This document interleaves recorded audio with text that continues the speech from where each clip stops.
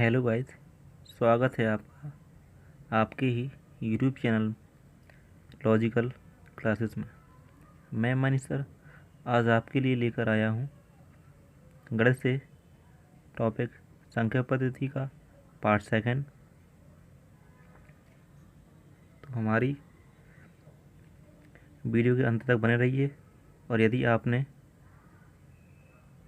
अपना channel subscribe नहीं किया है तो सब्सक्राइब कर लें तथा बेल आइकन दबाएं जिससे हमारी आने वाली वीडियो की जानकारी आपको मिल जाए। तो गाइस शुरू करते हैं आज का टॉपिक संख्या पद्धति पार्ट सेकंड में। इससे पहले पार्ट वन में हम पढ़ चुके हैं प्राकृतिक संख्याएं, पूर्ण संख्याएं, पूर्णांक, परिमेय संख्या क्या है, अपरिमेय संख्या क्या है और वास्तविक संख्या क्या है। हम इससे पहले यानी पार्ट वन में हमारी जो वीडियो है हम उसमें देख चुके हैं। आपको उसका लिंक इसके डिस्क्रिप्शन बॉक्स में मिल जाएगा। आज हम पार्ट सेकंड में चलेंगे शेष संख्याओं के बारे में। तो पार्ट सेकंड में है हमारी सम संख्या। क्या है सम संख्या? इसको हम इंग्लिश में इवन नंबर कहते हैं। वे संख्याएं जो दो से पूर्णतः विभाजित हो जाती हैं, यानी ऐसी संख्याएं जो दो से पूर्णतः विभाजित हो जाती हैं, या जिन संख्याओं के अंत में या इकाई के स्थान पर, किसके इकाई के स्थान पर 0, 2, 4, 6, 8 आदि संख्याएं आती हैं तो वह हमारी सम संख्याएं कहलाती हैं। जैसे एग्जाम्पल में देखें,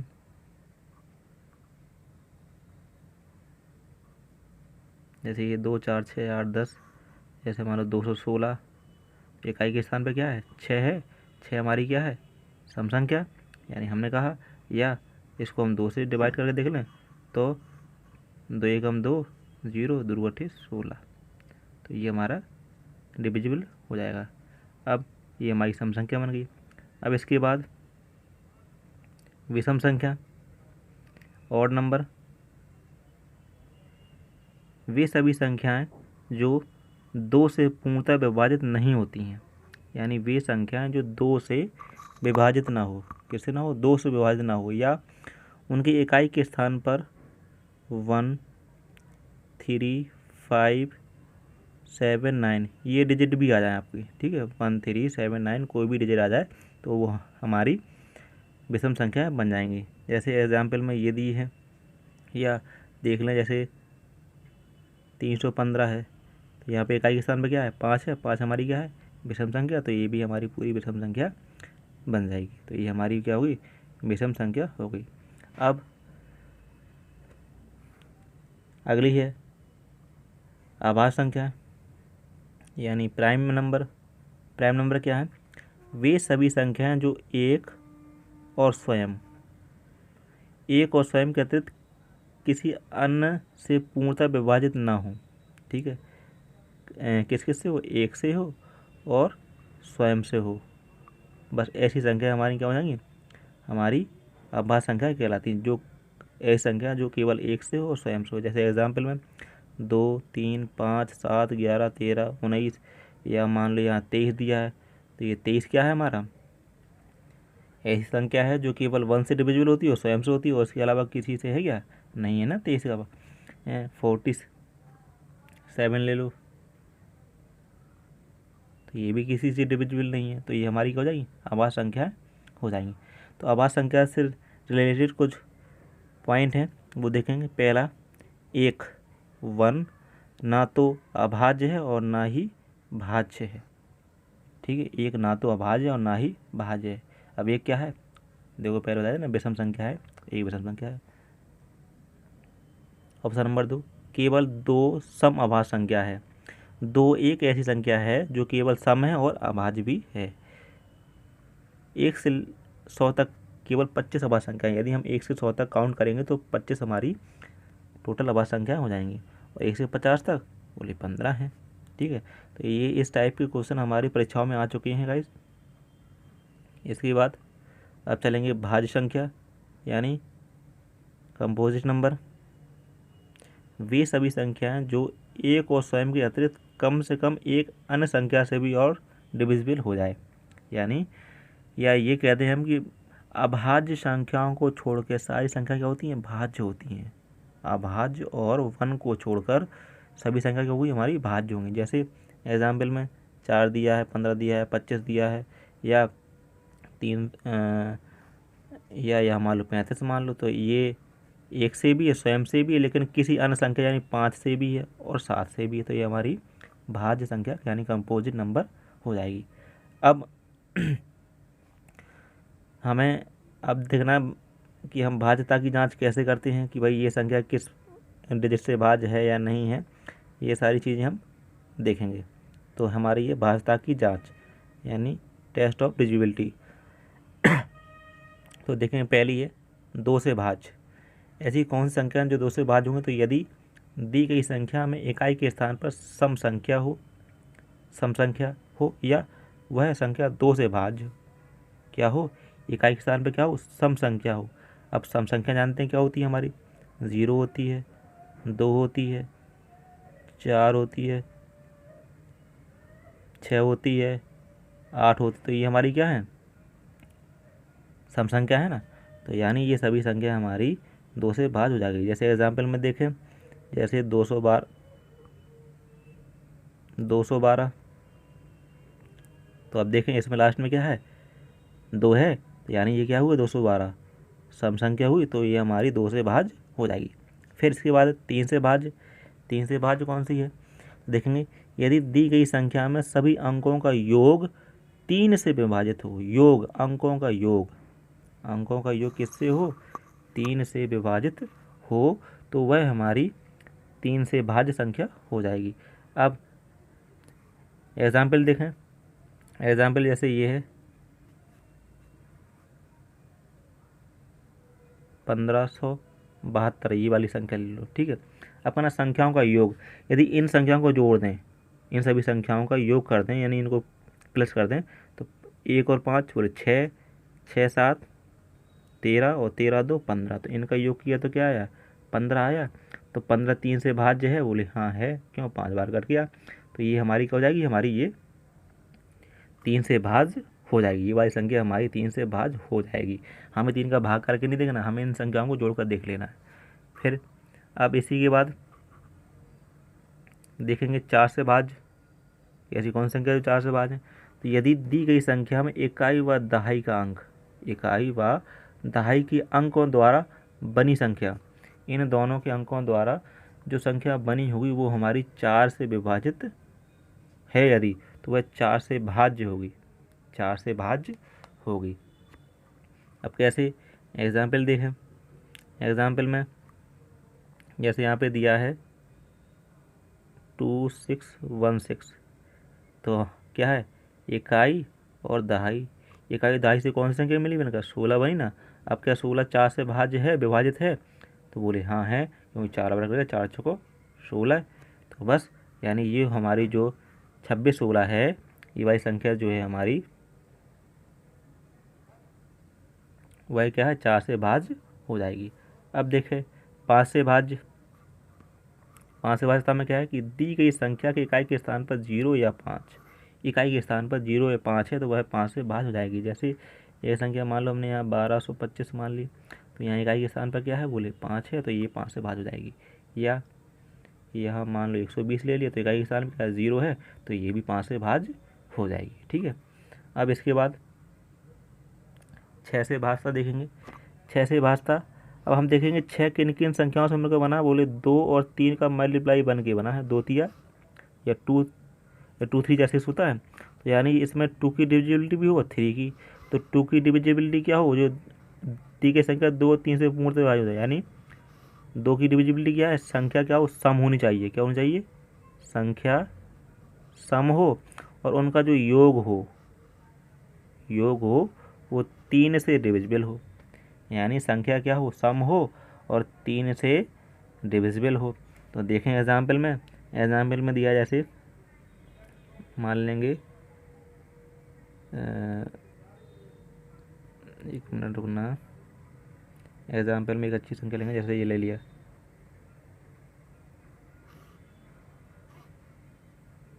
3 5 3 5 2। तो इसको देखें क्या ये 6 से भाज्य है, तो देखें लास्ट में क्या है 2 है, यानी ये हमारी क्या है सम संख्या है पूरी, नहीं है, ये हमारी सम संख्या है। ठीक, अब जब ये हमारी सम संख्या है तो कौन सी संख्या थी, सॉरी 3 5 3 5 2, लास्ट में 2 है, सम संख्या है, लेकिन अब इनको हम जोड़ें 3 5 8 हो जाएगा, 11 11 5 16 और 2 18, यानी इनको हमने जोड़ दिया तो इनका योग जो है वो 18 आया। यानी इनको जब हमने जोड़ा इन सभी संख्याओं का तो इनका योग कितना आया 18 आया, जो क्या 3 के पाड़े में है। तो बोले हाँ, एक तो ये सम संख्या है पूरी और साथ में इनका हमने जब योग किया तो वो 18 जो 3 से डिविजिबल हो जाता है। तो ये हमारी क्या हो जाएगी पूरी संख्या 6 से भाज्य हो जाएगी। इसके बाद 7 से भाज्यता देखें। 7 से भाज्यता का नियम क्या है कि दी हुई संख्या में इकाई के अंक का 2 गुना, यानी इकाई के अंक का हम क्या करेंगे 2 गुना करेंगे और बची संख्या से घटाने पर शेष संख्या 7 से भाज्य हो जाए। शेष संख्या क्या हो या 7 से भाज्य हो जाए।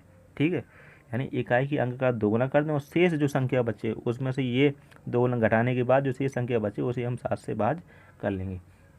कैसे, एग्जाम्पल देखें। एग्जाम्पल में दिया है जैसे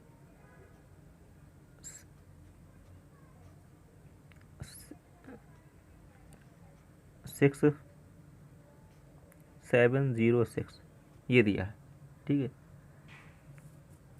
या 1 मिनट को ये वाली संख्या ना लेके छोटी संख्या ले लेंगे 4 5 और 5, यानी क्या कहा उसने इकाई के अंक का 2 गुना। तो इकाई का अंक का क्या है 5 है, तो 5 का 2 गुना कितना होगा बोले 10 होगा ना, 10 होगा। ठीक, अब जो 10 है वो शेष बची संख्या, शेष क्या बची 45 बची ना, तो 45 में से हम यदि 10 को माइनस कर देंगे तो कितना बचा हमारा 35 बचा। तो ये 7 से डिविजिबल है, बोले हाँ है। तो हाँ, जब ये 7 से डिविजिबल है तो हमारी जो 455 जो संख्या हुई वो हमारी 7 से भी भाज्य हो जाएगी, ये हमारी 7 से भाजता है। अब इसके बाद देखते हैं 8 से भाज्य।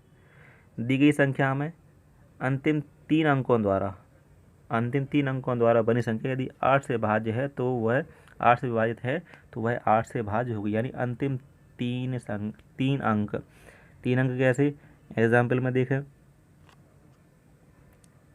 3 6 4 0। अब क्या कहा अंतिम 3 अंक, तो अंतिम 3 अंक क्या है बोले 640। अब क्या 640 8 से भाज्य है, तो बोले हाँ, क्यों 8 8 40 8 8 64 सॉरी 0, यहाँ 0 यानी 80 से डिविजिबल हो गया, यानी 8 से डिविजिबल है, यानी जो हमारी 3640 है वो हमारी 8 से डिविजिबल हो जाएंगी। अब रही बात 9 से भाजता। 9 से भाजता यानी जैसे ही 3 की डिविजिबिलिटी थी, 3 की भाजता थी, वैसे ही 9 की भाजता है। 9 की भाजता में क्या है कि दी गई अंकों का योग 9 से विभाजित हो, जो अंक दिए हैं यदि उनका योग हम कर दें और वह योग 9 से भाज्य हो जाए तो वह हमारी संख्या 9 से भाज्य हो जाएगी। एग्जाम्पल में देखें, एग्जाम्पल में दिया है 3 2 7 6 0। अब इनके अंकों को जोड़ दो, 3 2 5 5 7 12 12 6 18 18 और 0 जोड़ेंगे तो 28 रहेगा। तो 18 9 से डिविजिबल है, बोले यहाँ है, तो ये हमारी 9 से भाज्य हो जाएगी, यानी ये जो संख्या है हमारी 32,760 वह हमारी 9 से भाज्य हो जाएगी। अब रही बात 10 की भाज्यता। 10 से भाज्य क्या है, इकाई के स्थान पर 0 हो वह संख्या 10 से भाज्य, यानी इकाई के स्थान पर 0, जैसे मान लो 120 है, इकाई के स्थान पर 0 है तो ये हमारी 10 से भाज्य हो जाएगी। इसके बाद 11 से भाज्य। यदि दी, ये थोड़ा अच्छी तरह समझना, यदि दी गई संख्या के विषम स्थानों के अंकों, विषम स्थान और सम स्थानों के अंकों का योग इन दोनों के स्थान जो हैं उनका योग कर लें और फिर उनका अंतर कर दें। उनका क्या कर दें? इन दोनों की का योग और फिर इन दोनों का अंतर कर दें, योग का अंतर। तो वो क्या हो, या तो 0 हो जाए या वो 11 से भाज्य हो जाए। या तो वह 0 हो या 11 से भाज्य हो, तो वह हमारी संख्या 11 से भाज्य हो जाएगी। अब देखें एग्जाम्पल में किस तरीके से है। तो संख्या दी है हमारी, जैसे मान लो यहाँ दी है 6 9 5 9 0 4। ठीक, ये हमारी संख्याएं दी हैं। अब क्या कहा उसने?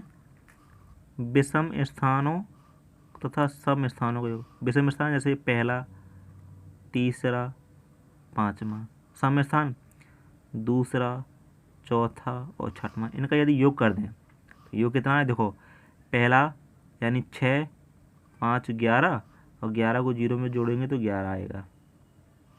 ठीक, अब विषम स्थान बोले 9 और 9 18, 18 और 4 22। अब इनका क्या कहा उसने? इन दोनों का योग का अंतर। अब अंतर कर दे यानी माइनस कर दे तो कितना आया? 11 आया। या तो 0 हो या 11 से विभाजित, तो 11 11 से विभाजित है। तो यानी जो हमारी ये संख्या है 695904 वह हमारी 11 से भाज्य हो जाएगी। ठीक है, इतना समझ में आया। अब हमारी इसके बाद है सह अभाज्य और द्विभाज्य संख्याएं। सह अभाज्य और द्विभाज्य संख्याएं। संख्या पद्धति का लास्ट कॉन्सेप्ट है ये सह अभाज्य संख्या। क्या होती है सह अभाज्य संख्या? ऐसी संख्याएं जिनका, ऐसी संख्या, ये है सहभाज्य की डेफिनेशन है ये वाली। ठीक है, ऐसी संख्या है जिनका सार्व गुणनखंड 1, अर्थात सार्व गुणनखंड वाला क्या होता है? महत्तम समावर्तक यानी मासा। मासा जो हो वो कितना हो? हमारा 1 आए, तो वो हमारी संख्या क्या हो जाएगी? हमारी सह अभाज्य संख्या यानी को प्राइम नंबर हो जाएंगी। जैसे एग्जाम्पल में ये दिया है 8 और 11। यदि इनका मासा निकालें हम 8 और 11 का, तो 8 और 11 का मासा आप निकाल लेना तो यहाँ 1 आएगा। ठीक है, यानी हमारी ये क्या हो जाएगी? ये हमारी सहभाज्य संख्याएं हो जाएंगी। इसके बाद द्विभाज्य संख्याएं यानी ट्विन प्राइम नंबर। क्या होती है ट्विन प्राइम नंबर? तो देखें द्विभाज्य संख्या यानी ट्विन प्राइम नंबर क्या होती हैं? ये देखो, ऐसी संख्याओं के जोड़े जिनमें दोनों संख्याएं क्या हो? अभाज्य हो और उन दोनों के बीच का अंतर 2 हो। यानी दोनों क्या होना चाहिए? इसमें कंडीशन है कि दोनों क्या होना चाहिए? अभाज्य। देखो द्विअभाज्य, नाम देखो द्विभाज्य, तो दोनों अभाज्य हो, उनके बीच का अंतर कितना हो? 2। जैसे एग्जाम्पल में देखें 3 और 5, तो देखें 3 और 5 क्या है? दोनों अभाज्य है। इनका यदि हम माइनस करेंगे, अंतर करेंगे, 5 में 3 जाएगा तो 2 आएगा। जैसे 17 और 19 दोनों अभाज्य हैं, इनका अंतर करेंगे तो 2 आएगा। अब मान लो हमने, अब आपने कह दिया सर 2 और 3 ये भी तो अभाज्य है, लेकिन इनका अंतर क्या है? 2 नहीं आ रहा, इनका अंतर 1 आ रहा, तो ये हमारी द्विभाज्य संख्या नहीं होगी। ठीक है, तो गाइस आज के लिए बस इतना ही। यदि आपको ये वीडियो पसंद आया हो तो इसको लाइक ज़रूर करें और हमारी आने वाली वीडियो को देखते रहें। धन्यवाद।